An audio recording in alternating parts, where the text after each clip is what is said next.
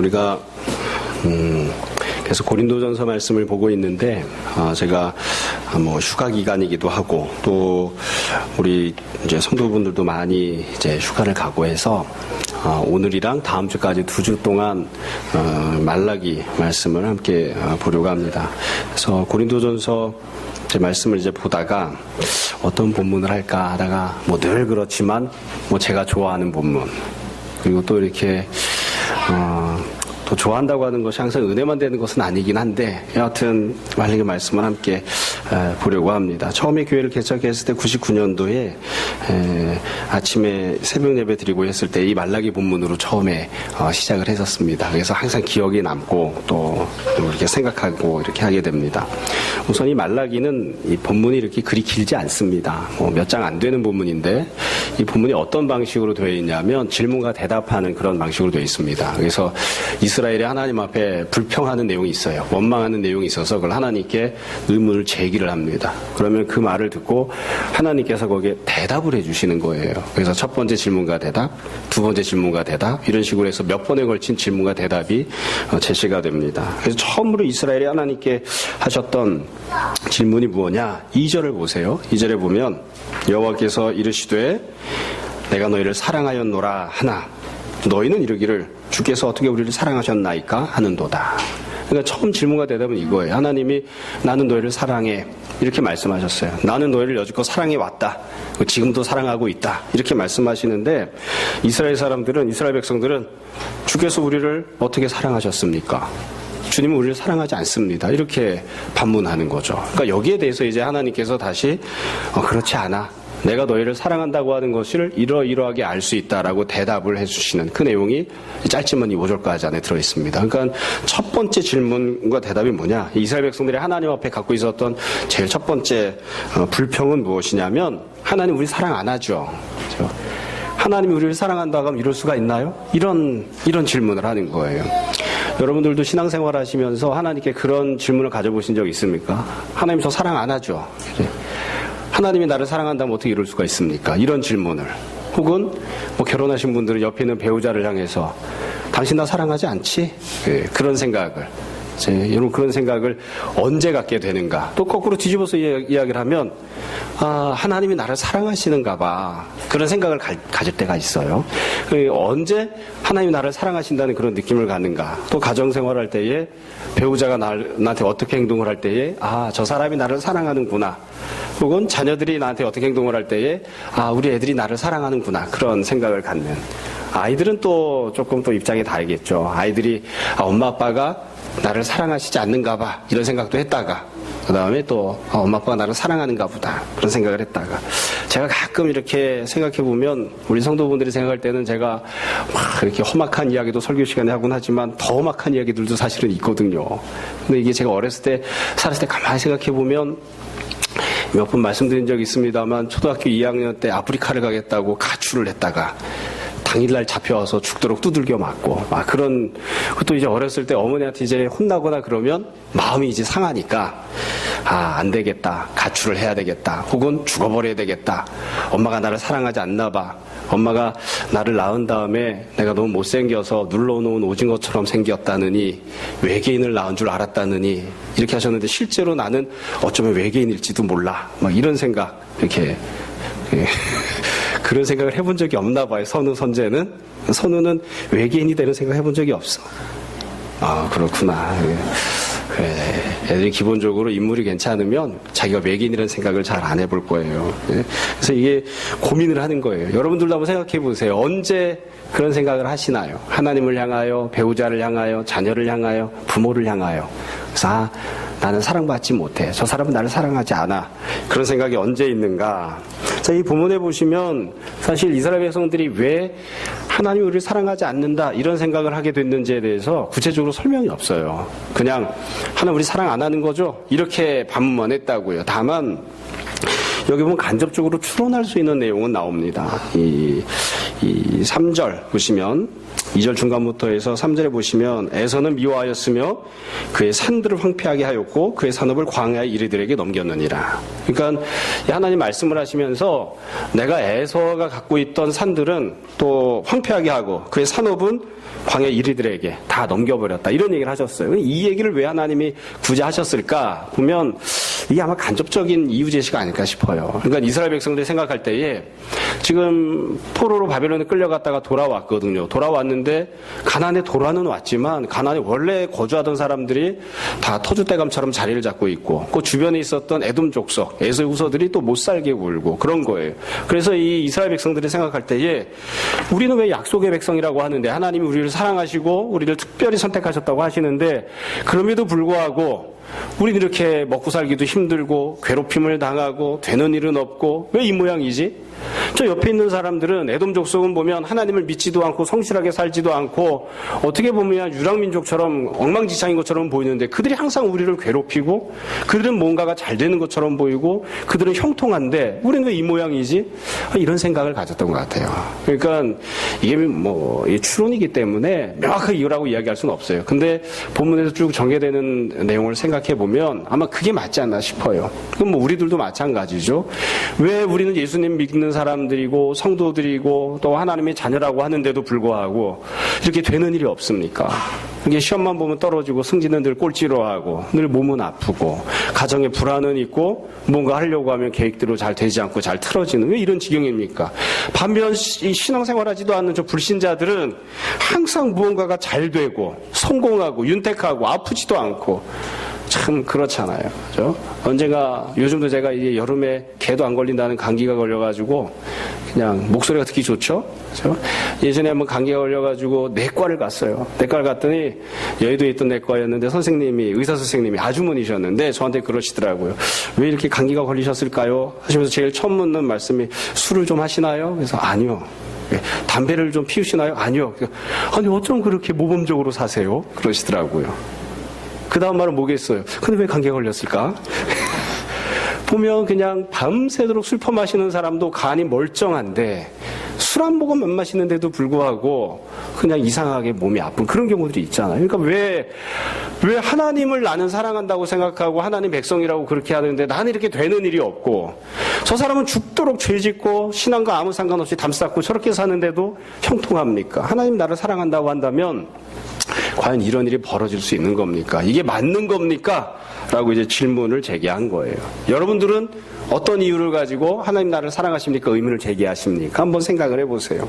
자, 여기에 대해서 하나님께서 간단하게 한 두 가지 대답을 하셨습니다. 본문에 보면 어린아이도 읽으면 다 알 수 있는 식으로 대답하신 거예요. 첫 번째 대답이 무엇이냐면 여러분 2절 뒷부분 보세요. 나 여호와가 말하노라.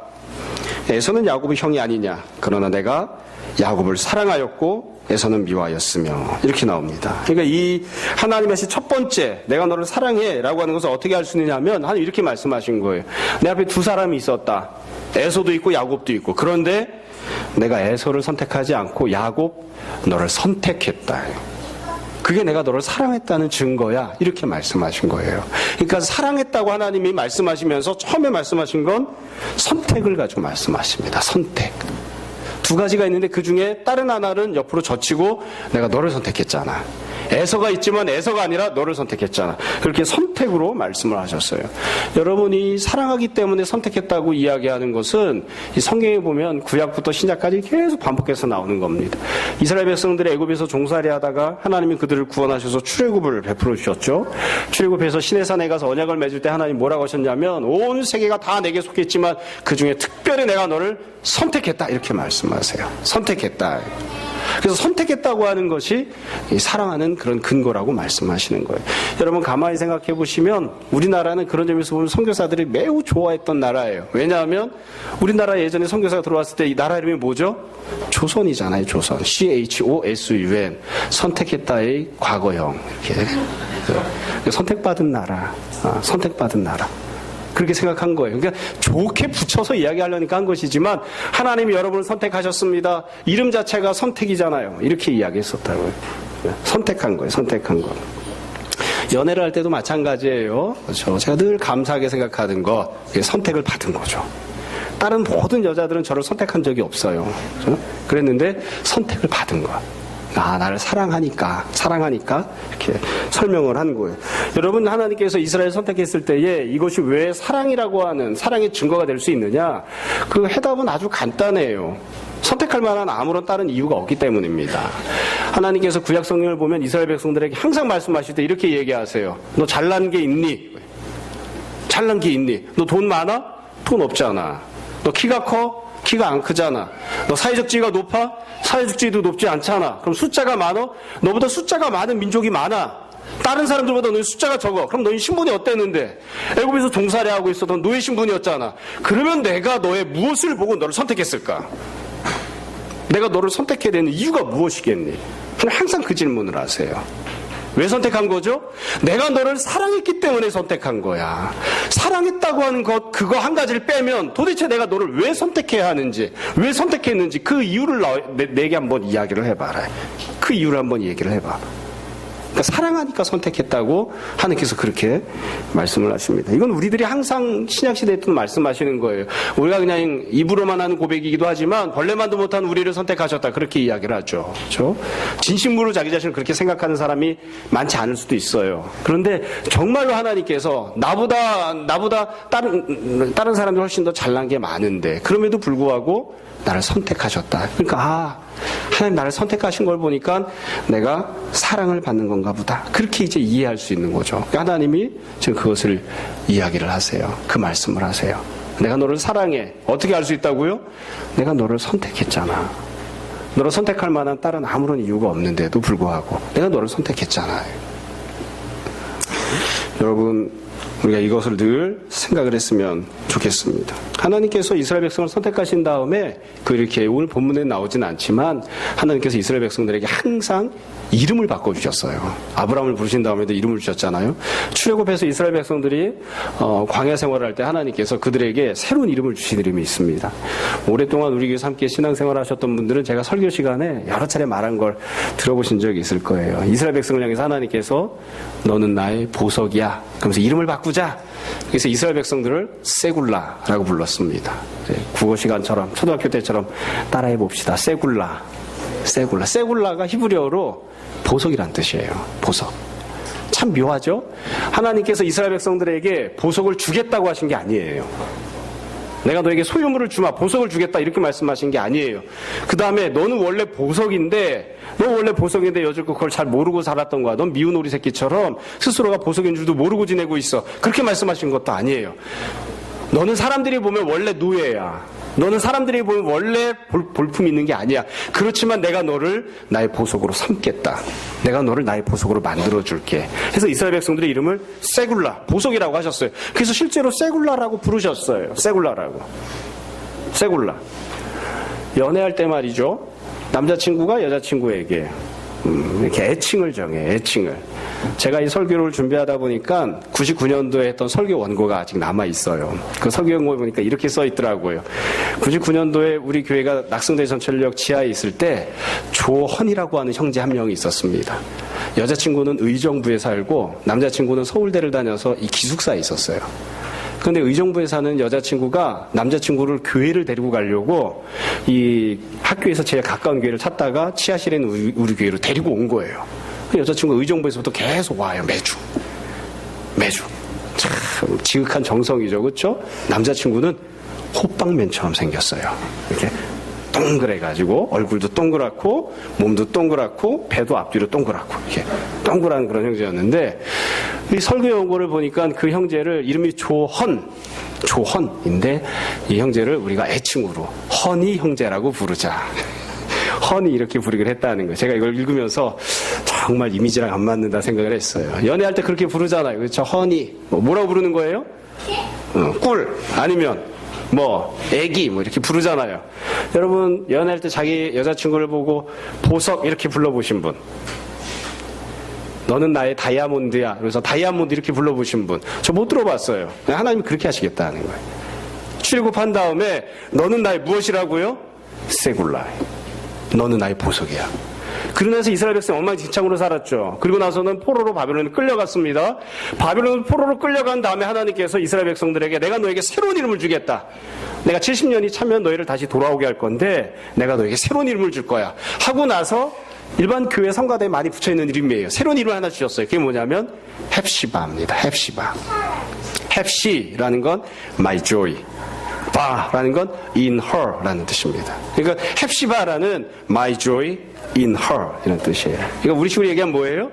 나의 기쁨이 그녀에게 있도다. 이런 뜻이에요. 나의 기쁨이 그녀에게 있도다. 이게 이스라엘 백성들에게 새로 지어주신 이름이에요. 죄 짓고 심판받아서 바벨론으로 포로 끌려간 지경인데 하나님께서 그들에게 내가 그래도 너를 여전히 선택하고 있고 내가 너를 아직 포기하지 않았어. 여지껏 갖고 있던 이름을 포기하고 내려놓고 이제 새로운 이름을 지어줄게 하시고 새로운 이름을 붙여주셨어요. 뭐라고요? 나의 기쁨이 그녀에게 있도다. 참 어려운 것 같아요. 제가 그 부분 생각할 때 또 말라기 읽을 때마다 그렇게 생각해봐요. 하나님과 이스라엘 관계가 어떤 관계였을까? 우리 가정으로 친다면 부부싸움을 심각하게 해가지고 지지고 볶고 너는 바벨론으로 가. 그래서 부인이 짐을 싸가지고 친정으로 가버린 거예요. 이스라엘 백성 그보다도 상황이 더 심각해요. 죄를 짓고 바벨론으로 포로로 끌려가 버렸으니까요. 그랬는데 다시 데리고 오는 거죠. 하나님이 다시 데리고 오시면서 뭐라고 불렀다고요? 나는 네가 좋아. 나는 당신을 사랑해. 당신은 나의 기쁨이야. 그리고 이름을 나의 기쁨이 그녀에게 있도다. 이렇게 불러주겠다는 거예요. 이 이름을 바꾸고 새로운 마음으로 다시 잘 지내자. 그렇게 한 거예요. 물론 그럼에도 불구하고 이스라엘 백성들이 또 엉망진창으로 살았죠. 그래서 그런 은혜들을 하나님이 다 베풀어 주시고 했음에도 불구하고 이스라엘 백성들이 하나님께 반문을 하는 거예요. 당신이 나를 어떻게 사랑했습니까? 하나님이 우리를 사랑한다고 하는 증거가 뭐예요? 그러니까 하나님이 첫 번째로 말씀하시는 게 내가 너를 선택했어. 두 번째로 하나님께서 이스라엘에게 내가 너를 사랑해 이 근거로 말씀하신 두 번째 내용이 무엇이냐면 방금 전에 읽었던 3절 보세요. 에서는 미워하였으며 그의 산들을 황폐하게 하였고 그의 산업을 광야 이리들에게 넘겼느니라. 그러니까 에서를 망하게 하셨다는 거예요. 4절 에돔은 말하기를 우리가 무너뜨림을 당하였으나 황폐된 곳을 다시 쌓으리라. 에돔이 스스로 말을 해요. 우리가 이미 무너졌지만 다시 일어날 거야. 나 만군의 여호와는 이르노라. 그들을 쌓을지라도 나는 헐리라. 내가 헐어버릴 거야. 하나님 그렇게 말씀하셨고요. 사람들은 그들을 일컬어 악한 지역이라 할 것이요 여호와의 영원한 진노를 받은 백성이라 할 것이며 5절 너희는 눈으로 보고 이르기를 여호와께서 이스라엘 지역 밖에서도 크시다 하리라. 그러니까 이 4절 5절에 보면 하나님께서 에돔을 망하게 하시겠다는 거죠. 에돔을 심판하실 것이고 에돔이 우리가 이렇게 망한 채로 있을 수 없어. 다시 일어나야지 하고 노력을 하면 하나님께서 천만에 그렇게 못할 거야. 그리고 사람들도 아유 저기 심판받았네. 너희들도 그곳이 심판받았다는 것을 두 눈으로 목격하게 될 것이다. 그렇게 말씀을 하셨어요. 이걸 다르게 이야기하면 뭐냐면 우리가 그냥 얼핏 문자만 놓고 보면 왜 에돔을 망하게 하는 게 이게 이스라엘을 사랑한다고 하는 근거가 되지? 이렇게 생각할 수 있어요. 이스라엘에게 뭔가를 해주셔야지 되는데 이스라엘을 흥하게 하시거나 이스라엘을 부자가 되게 해주시거나 이스라엘을 지켜주시거나 이런 이야기를 하셔야 되는데 그게 아니라 에돔을 망하게 하겠다고 하는 말씀하시거든요. 그게 왜 하나님이 이스라엘을 사랑한다는 근거가 되지? 아주 간단해요. 하나님께서 이스라엘을 대신해서 싸워주시겠다는 겁니다. 이스라엘 대신해서 뭔가를 해주시겠다는 거예요. 여러분 어렸을 때 그런 경험 있으신가요? 제가 앞집에 있는 저는 어렸을 때 거의 싸움을 해본 적이 없어요. 우선은 천성적으로 착한 데다가 그 다음에 한이 싸움을 하면 이렇게 늘 두들겨 맞기만 하지 뭐 잘 때리거나 이래본 적이 없기 때문에 싸움을 거의 안 해요. 근데 어쩌다가 앞집에 있는 애랑 싸움이 붙었어요. 앞집 옆집에 있는 애랑 싸움이 붙어가지고서는 어쩌고 저쩌고 하다가 그때는 감사하게도 제가 몇 대를 쳤어요. 그 애는 저를 많이 때리고 저는 그 애를 몇 대 쳤는데 집에 와서 제가 분이 나가지고 어머니 아버지한테 잃는 거예요. 저 앞집 옆집에 있는 애가 나를 때렸다. 새말금고 이사장 아들인데 그 자식이 나를 때렸다. 그래가지고 일러서 우리 어머니 아버지가 또 화가 나신 거죠. 그래서 그 앞집을 찾아갔어요. 찾아가가지고 너 나와라 해서 이렇게 얘기를 하는데 우리 어머니 아버지도 감당할 수 없는 상황이 생긴 거예요. 거기 이제 돌아가시 직전인 할머니께서 지팡이를 짚고 나오셔서 지팡이로 우리 어머니 아버지도 때리시고 저도 때리시고 어떻게 할머니가 때리는데 맞아야 될 거 아닙니까? 할머니가 지팡이로 때리는데 그 할머니랑 어떻게 할 수가 없잖아요. 그래서 할머니 있는 집 애랑 싸우는 거 아니다. 이제 왜 그렇죠? 할머니가 나와서 대신 싸워주시는 거예요. 지금 이스라엘 백성들한테 하나님 지금 그 말씀 하시는 거예요. 에돔 이스라엘을 못 살게 굴어요. 힘들게 만들어요. 근데 이스라엘은 에돔과 대적할 힘이 없어요. 그러니까 하나님 뭐라고 하시냐면 내가 너를 위해서, 내가 너를 대신해서 싸워줄게. 네가 그 문제가 해결되어야 하는데 네 힘으로는 해결할 수 없잖아. 네가 네 주변에 둘러싸고 있는 어려운 환경을 다 극복해내고 이겨내고 다 어떻게든 좋게 만들어야 되는데 네가 그렇게 할 힘이 없잖아. 그러니까 내가 너를 위해서 대신 일을 해줄게. 대신 싸워줄게. 너를 괴롭히는 사람들 내가 대신 응징해줄게.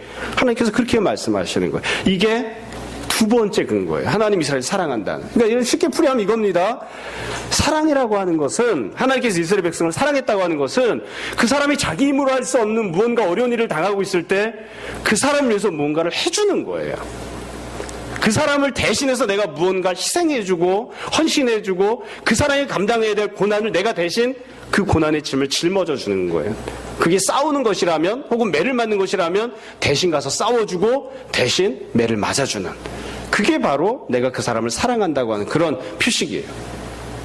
요즘은 유튜브가 많이 있어서 유튜브 때문에 참 좋은 동영상들이 많이 있어요. 연애와 관련된 얘기를 이렇게 보다 보면 참 이 동감되는 얘기들이 많이 있는데 형제들에게 꼭 권하는, 가르치는 그런 동영상들이 이렇게 있잖아요.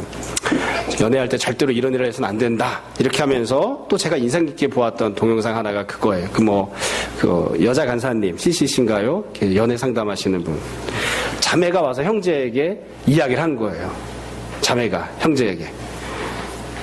오빠, 저는 이게 연상이랑 살기 때문에 오빠라는 얘기를 들어본 적이 없어 굉장히 어색합니다. 네, 오빠, 내가 직장을 다니다가 직장에 있던 과장님이 나를 못 살게 굴었어. 그러면 대부분의 형제가 범하는 잘못이 있다 이거예요. 형제가 뭐라고 하냐면, 그래 어떻게 되는지 상황을 얘기해봐. 얘기를 듣다가 그래 너는 뭘 어떻게 했길래 그 과장이 너한테 그랬는데, 그리고 나서는 그 자매가 쭉 얘기를 하면 오빠가 이렇게 얘기한다고요. 내가 보니까 과장도 잘못했지만 너도 잘못했어. 이러면 파토 난다. 내가 들어보니까 과장도 잘못했지만 원인 제공은 너야. 그리고 오빠니까 특별히 정말로 객관적으로 제3자 입장에서 얘기해 주는 거야. 네가 고치지 않으면 안 돼. 자매가 원하는 건 그게 아니라 이거예요. 자매가 원하는 건 뭐라고요? 자매가 원하는 건 같이 욕을 해주는 걸 원한다 이거예요. 그 과장 나쁜 놈의 자식이 어디 사는데 내가 가서 오빠가 혼내줄게. 그러면 그 자매가 아니 오빠 참어. 그래도 일단 동감을 해주면 그걸 원한다 이거예요. 원한다. 그러니까 대신 싸워주는 것을 원하는 거죠. 같은 편이 되어주기를. 그러니까 하나님께서 지금 이스라엘 백성들에게 이스라엘이 잘못했음에도 불구하고 이스라엘 편들어주겠다고 말씀하시는 건 아니에요. 이게 같은 편이 되어서 내가 너를 위해서 이것도 해주고 저것도 해줄게. 그렇게 말씀하십니다. 그래서 결국 미래에는 어떻게 되느냐? 지금은 엉망진창인 것처럼 보여도 미래에는 결국 너희들은 잘 되고, 그리고 너희를 못 살게 굴던 너의 원수 역할하던 사람들은 다 심판받고 패망하게 될 것이다. 그렇게 말씀하십니다. 여러분 이것도 잘 생각해 보셔야지 돼요. 야곱이 그러면 신앙이 훌륭하고 또 하나님 앞에서 이런 도움을 받을 만한 자격을 갖췄기 때문에 하나님 이렇게 하시느냐? 그건 전혀 아니에요. 야곱이 신앙이 없음에도 불구하고, 야곱이 자격을 갖추고 있지 못함에도 불구하고 하나님께서 이와 같이 행하시고 은혜를 베푸시겠다고, 또 그렇게 역사에 오셨다고 말씀하시는 겁니다. 제가 지금 두 가지 말씀을 드렸죠. 오늘 설교는 여기까지예요. 지금부터는 이제 덧붙여서 사족으로 하는 설교들이고요. 이 두 가지를 잘 기억하시면 됩니다.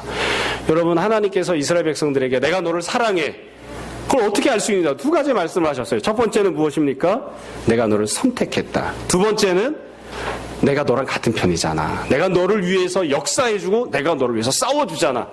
네가 감당 못할 일을 내가 대신 감당해주잖아. 그게 하나님 이스라엘을 사랑한다고 말씀하신 거예요. 자, 그러면 우리는, 이스라엘 백성은 이런 반문을 했고요. 우리는 하나님이 우리를 사랑하신다는 것을 어떻게 알 수 있을까요? 마찬가지예요. 이게 기본입니다. 하나님이 우리를 사랑하신다고 하는 것을 우리가 어떻게 알 수 있냐면, 첫 번째는 하나님이 우리를 선택하셨다는 것을 통해서 알 수 있습니다. 하나님이 이스라엘 백성들을 이미 선택해서 자기 백성을 데리고 있었음에도 불구하고, 사실은 우리를 굳이 선택하지 않아도 됨에도 불구하고 하나님이 이방인들을 선택하셨고, 이방인들 중에서도 먼 끝나라에 있었던 이 한국 민족을, 또 그중에 우리를 하나님이 부르시고 선택하셨어요. 하나님이 나를 선택하셨다고 하는 것이 하나님이 나를 사랑하신다고 하는 구체적인 첫 번째 증거입니다. 두 번째 증거는 뭘까요? 두 번째 증거는 하나님이 우리를 위해서 이것저것을 행해 주시고 역사해 주신다고 하는 것, 하나님이 우리를 대신해서 싸워 주신다고 하는 것이 우리를 사랑하신다고 하는 구체적인 증거입니다. 사실은 이건 구약시대이기 때문에 이렇게 얘기한 거예요. 여기다 이 얘기를 싹 지워버리고 사실은 한마디만 그냥 깔아놓으면 돼요. 하나님이 우리를 사랑하셨기 때문에 하나뿐인 독생자 예수 그리스도를 이 땅에 보내주셨고, 하나님께서 내가 내 죄와 내 죄값을 감당할 수 없으니까 죄와 죄값, 지옥 권세와 싸워주시기 위해서 독생자 예수 그리스도께서 우리를 위해서 십자가에 달려 죽어주셨다고요. 더 이상 뭘 어떻게 해주느냐. 로마서에서는 이렇게까지 이야기를 하죠. 하나뿐인 독생자를 주시기까지 우리를 사랑하신 아버지께서 다른 필요한 모든 것들을 너희들에게 공급하고 책임져 주시지 않겠느냐. 그러니까 하나님 우리를 사랑하시는 증거예요. 뿐만 아니라 사도행전에 보면 그렇게 이야기하죠. 우리를 사랑하시기 때문에 우리를 고아와 같이 홀로 내버려 두지 아니하시고 우리들에게 하늘문을 여시고 성령님을 보내주셔서 성령 하나님께서 늘 우리와 함께 내주하게 하시고 그렇게 은혜를 베푸셨다 이거예요. 우리가 직접 하나님 앞에 나아가서 뭔가를 고백하거나 간구하기 어려울 때에 하나뿐인 대제사장 예수 그리스도께서 지금도 하나님 보좌 우편에서 우리를 위하여 중보하고 계시고 우리를 위하여 간구하고 계신다. 그게 하나님이 너희를 사랑하시는 구체적인 증거야. 사실 그렇게 이야기하면 돼요. 근데 말라기 때는 그게 없었기 때문에 그 얘기를 못했던 것 뿐이죠. 자, 이제 오늘 말씀을 정리를 하려고 해요. 정리하면서 이제 한 가지를 덧붙여서 말씀드리려고 합니다. 여러분, 오늘 이 본문을 보시면 1절을 다시 한번 보세요. 1절이 주제어가 제시가 된 거거든요. 말라기 전체의 주제입니다. 1절, 여호와께서 말라기를 통하여 이스라엘에게 말씀하신 무엇이라고요? 경고다. 하나님께서 이 경고라고 하시면서 대화가 지금 전개가 되게 하셨어요. 경고라고 하는 것은 이게 최종적인 심판 선포가 아니에요. 뭔가 잘못하고 있는 게 있는데 잘하고 있는 게 아니에요. 잘못하고 있는데 내가 마지막으로 너에게 이렇게 심판을 선포하겠다. 이게 아니라 미리 알려주세요. 경고하시고 그렇게 하면 안 돼. 그러니까 지금 여기서 나오고 있는 첫 번째 대화는 첫 번째 질문과 대답, 이 이야기는 단순한 질문과 대답이 아니라 이스라엘이 망하게 만들고 이스라엘의 심판 가운데 자꾸만 내몰리게 만드는 그런 상황이 무엇인지를 하나님이 알려주시는 거예요. 뒤집어서 이야기하면 이거예요. 하나님께서 나를 사랑하심에도 불구하고 내가 하나님이 나를 사랑한다고 생각하지 않고 그 사랑을 의심하고 불신하는 것이 결국 신앙을 말아먹습니다. 그리고 결국 심판받는 지경에 다다르게 해요. 그리고 나서 다시 한번 생각을 해보자고요. 여러분, 이건 이제 우리가 문자 그대로 본문을 본 거고요. 왜 이와 같은 질문과 대답이 나왔는지를 한번 생각해 보세요. 현실을 보자고요. 현실을 가만히 잘 생각해 보세요. 지금 이스라엘 백성들이 신앙생활을 똑바로 하고 있느냐? 아니에요. 이스라엘은 신앙이 제대로 자리 잡고 있지 않아요. 죄를 짓고 있고요. 잘못하고 있고요. 사실은 벌받아 마땅해요. 그런데 이스라엘의 백성들이 하나님께 갖고 있는 불만이 있어요. 뭐냐면 내가 신앙이 똑바로 생활하고 있는데 복을 못 받아서 문제가 아니고 나 신앙이 없습니다.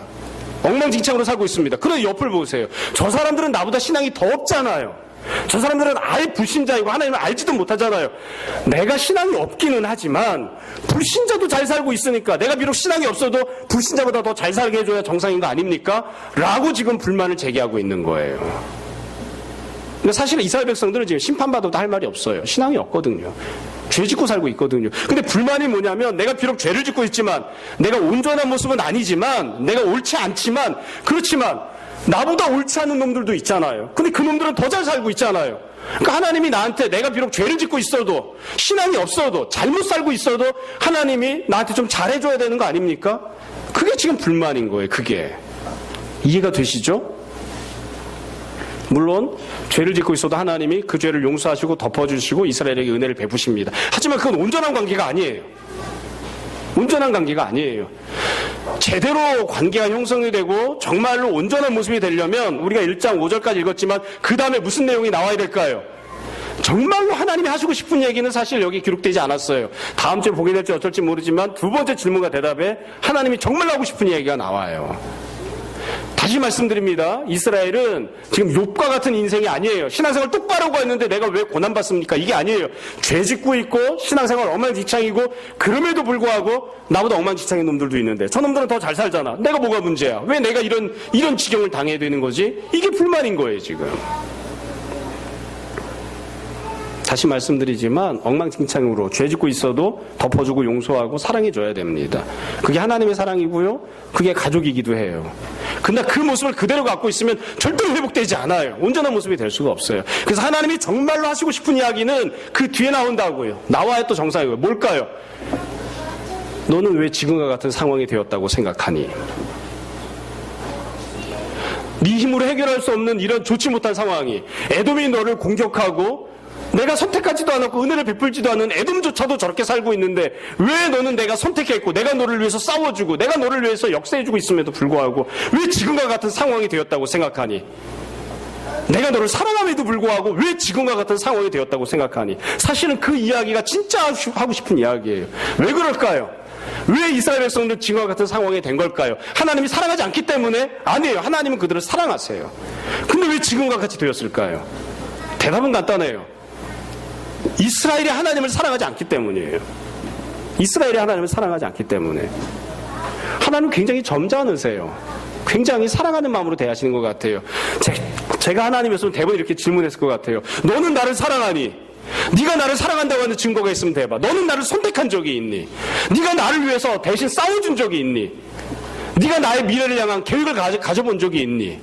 사실 문제는, 지금과 같은 상황이 생긴 문제는 하나님이 이스라엘을 사랑하지 않아서가 아니라 네가 나를 사랑하지 않아서야. 네가 문제가 있고 네가 죄를 짓고 네가 잘못을 행했기 때문이지, 이 죄를 짓고 있는 너를 내가 덮어주지 않아서 문제가 생긴 게 아니야. 사실은 하나님이 그 말씀을 하시고 싶어요. 그게 본질이에요. 정리하겠습니다. 교회도 그렇고요, 가정도 그렇고요, 사회도 그렇고요, 사실 이건 똑같은 겁니다. 가족이잖아요. 가족이니까 딴 사람이 허물이 있어도 어떻게 해야 될까요? 덮어줘야죠. 덮어줘야죠. 남편이 잘못했어요. 그래도 어떻게 해야 될까요? 용서하고 덮어줘야죠. 내 남편보다 더 죄를 짓는 놈이 있어요. 그래도 딴 가정에 보면 부인들이 더 잘하는 가정도 있으니까, 내 남편이 나를 향해서 나는 그놈보다는 괜찮은데 왜 나한테 이렇게 해야지? 뭐 그렇게 이야기할 수도 있어요. 그럼 부인이 용서하고 덮어줘야죠. 그렇지만 잘못을 행하고 있는 사람이 그 잘못을 회개하고 온전한 모습으로 회복되지 않으면 정말 아름답고 온전한 모습이 될 수는 없어요. 무엇이 문제인지를 잘 생각을 해봐야 돼요. 무엇이 문제인지. 내가 잘못하지만 저 사람이 나를 용서해줘야 되는 거 아니야? 내가 잘못하지만 하나님이 나의 허물을 덮어줘야 되는 거 아니야? 물론 그렇게 요구할 수 있어요. 그렇지만 온전한 모습은 잘못을 행하고 있는 사람이 자기 죄를 회개하고 내가 무엇이 문제인지를 찾고 그리고 더 이상 그 잘못을 범하지 않는 거예요. 그래야 온전한 모습으로 회복이 됩니다. 이스라엘이 하나님을 사랑하지 않는 한, 이스라엘이 하나님을 선택하고 이스라엘이 하나님 편에 서지 않는 한 이 상황은 어떻게 해서도 해결되지 않아요. 여러분, 우리가 신앙생활하면서 혹시 종종 이스라엘처럼 내가 잘못을 범하고 있지만, 죄를 짓고 있지만, 내 계획이 세상적인 것이고 내 욕심이 지극히 이기적인 것이지만 그래도 하나님 이걸 다 채워줘야 되는 거 아닙니까? 우리가 계속해서 그 입장만 갖고 있는 것은 아닌지, 그 생각과 그 태도를 바꾸지 않으면 결국에 온전한 하나님과의 관계도 회복되지 않고 온전한 삶을 살 수도 없습니다. 우리가 늘 그런 모습들을 생각해 봤으면 좋겠습니다. 여러분, 이스라엘이 지금 하나님 앞에 던져야 하는 질문은 하나님 나를 사랑하는 거 맞습니까? 이게 아니라 하나님, 제가 잘못했습니다. 제가 하나님을 사랑하지 않았습니다. 제가 하나님을 선택하지 않았습니다. 제가 제 고집대로 살았습니다. 용서해 주십시오. 그렇게 회개하는 것이 지금 현재 이스라엘이 마땅히 해야 할 말입니다. 우리가 이 사실을 늘 생각하고 우리 스스로에게 잘 적용하고 우리도 악하고 어리석은 이스라엘처럼 되지 않는 그런 말을 하고 있는 것은 아닌가 잘 돌아보는 그런 성도들이 되었으면 좋겠습니다. 하나님께서 여러분을 사랑하신다는 것을 늘 기억하고 여러분도 하나님을 깊이 사랑하는 귀한 성도들이 되시기를 주님 이름으로 축원합니다. 이 시간 잠시 기도합니다.